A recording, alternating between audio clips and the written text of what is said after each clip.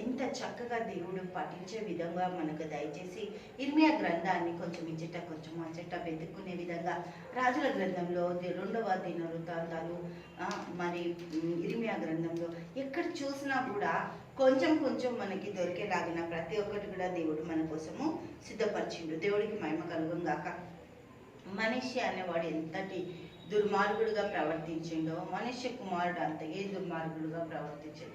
కానీ వీరిద్దరి దగ్గర నుంచి దుర్మార్గత రాకుండా ఈ యొక్క యోషే ఎంత చక్కగా దేవుని భయభక్తులతో ఎదుగుతూ తన ఒక కుటుంబాన్ని దేవుని వైపు నడిపించాలని ఎంతగా ప్రయత్నించి తన ఒక కుమారులని దేవునికి అనుగ్రహించడానికి, దేవునికి ప్రతిష్ఠించడానికి, దేవుని వైపు మళ్లించడానికి వాళ్ళకి హల్లెలూయా దేవునికి స్తోత్రం. చిన్న వయసులోనే ఈ యొక్క యూదా రాజ్యం అంతటినీ కూడా ఈ యొక్క దేవుని వైపు తింపే ఆపరేషన్ సక్సెస్ చేయాలని అది చేపట్టిండు. దేవుడికి స్తోత్రం. ఆ ప్రజలందరూ కూడా దేవుడి వైపు మగ్గాలి, దేవుని దగ్గరికి రావాలి, ఒకటే మారు మనసు పొందాలి. ఇర్మియా గ్రంథం అంతా కూడా ఒకటే మారు మనసు పొందండి, దేవుని దగ్గరికి రండి. అందుకే మారు మనసు పొందడం అనేది చాలా ఇంపార్టెంట్. దేవునికి మహిమ కలుగును గాక.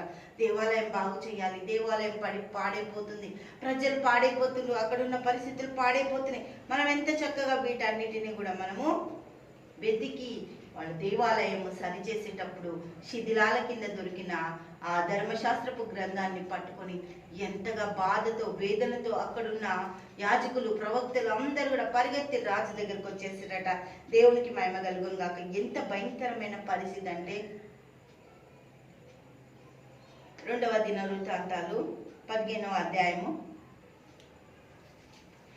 2వ దినవృత్తాంతాల గ్రంథము 15వ అధ్యాయము 19వ వచనం చూద్దాం. ఆసా ఎలుబడి అందు 30వ సంవత్సరమున దేవునికి స్తోత్రం. యుద్ధాలు జరుగుతున్న సమయాల్లో భయంకరమైన పరిస్థితిలో వాక్యం దొరికింది. వాక్యము చదవకుండా నిర్లక్ష్యం చేస్తూ వాక్యాన్ని పాడైపోయేటట్టు చేసి వాక్యపు జీవితం వాళ్ళకి లేకుండా దేవునికి మహిమ కలుగును గాక. దేవుని కొరకు తనను తాను ప్రతిష్ఠించుకొని దేవుడి జీవితము తాను జీవించేటట్టు ఎంత చక్కటి మార్గాలలో నడవడానికి ఈ యొక్క యోషే ప్రయత్నించినా కూడా యోషే యొక్క మార్గాలన్నీ కూడా బిడ్డలకి రాలేదు, అబ్బలేదు. బిడ్డలు ఒక మార్గంలో, తండ్రి ఒక మార్గంలో. దేవునికి స్తోత్రం. హల్లెలూయా. ఆ శిథిలాల కింద దొరికిన గ్రంథాన్ని చూసి యోషే ఎంతో బాధపడుతూ వేదన పడుతూ నలిగిపోతున్న సమయంలో దేవుని మాట ఒకటి ఈ యోషే దగ్గరకు వచ్చింది. దేవునికి స్తోత్రం. 2వ దినవృత్తాంతాలు 34వ అధ్యాయము 15. అప్పుడు హిల్కీయా యెహోవా మందిరమందు ధర్మశాస్త్రము గల గ్రంథము నాకు దొరికినని శాస్త్రియకు షాపానుతో చెప్పి ఆ గ్రంథము షాపానుకు అప్పగించెను. దేవునికి స్తోత్రం. భయంకరమైన పరిస్థితుల్లో, భయంకరమైన అక్కడున్న విగ్రహారాధన పరిస్థితిలో దేవుని యొక్క వాక్యం దొరికింది. సున్నితమైన రాజు ఈ రాజు ప్రతి ఒక్కరికి వాక్యాన్ని బోధిస్తూ వాక్యంతో మనం నడవాలి, వాక్యంతో మనం జీవితాలు కట్టుకోవాలి. కన్నీటితో ఆ రాష్ట్రం కొరకు, ఆ దేశం కొరకు, ఆ ప్రజల కొరకు, ఆ రాజ్యం కొరకు యోషే ఎంతగానో కన్నీరు కార్చిండు. నెహెమ్యా కన్నీరు కార్చిండు, పౌలు భక్తుడు కన్నీరు కార్చిండు. దేవునికి మహిమ కలుగును గాక. అందుకే దేవుడు ఒకటే మాట చెప్తాడు, దేవునికి మహిమ కలుగును గాక. హల్లెలూయా.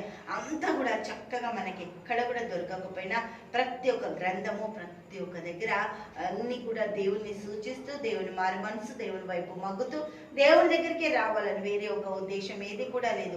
మారు మనసు పొంది దేవుని జీవితం మనం జీవించడానికి యోషే చేస్తున్న ప్రయత్నాలు అక్కడ అందరూ కూడా దుర్మార్గత ప్రవర్తనతో నిండిపోయిన వాళ్ళే. వాళ్ళకి దేవుడు తెలవట్లేదు, దేవుడి భక్తి తెలవట్లేదు. భయంకరమైన పరిస్థితుల్లో వెళ్ళిపోతున్న ఆ ప్రజలను చూసి యోషయ్య ఎంతగానో ఏడుస్తూ దేవుని దగ్గర విజ్ఞాపన చేస్తాడు. దేవునికి మహిమ కలుగును గాక. తండ్రి యేసయ్యానికి స్తోత్రాలు. గొప్ప అద్భుత ఆశ్చర్యంగా నీకే స్తుతులు స్తోత్రాలు చెల్లిస్తాను. ప్రతి కుటుంబాన్ని, ప్రతి బిడ్డలని దీవించండి, ఆశీర్వదించండి. మీ దయా సంకల్పం చొప్పున బిడ్డలను నడిపించండి. యేసుక్రీస్తు నామంలో ప్రార్థిస్తున్నాము తండ్రి. ఆమేన్, ఆమేన్.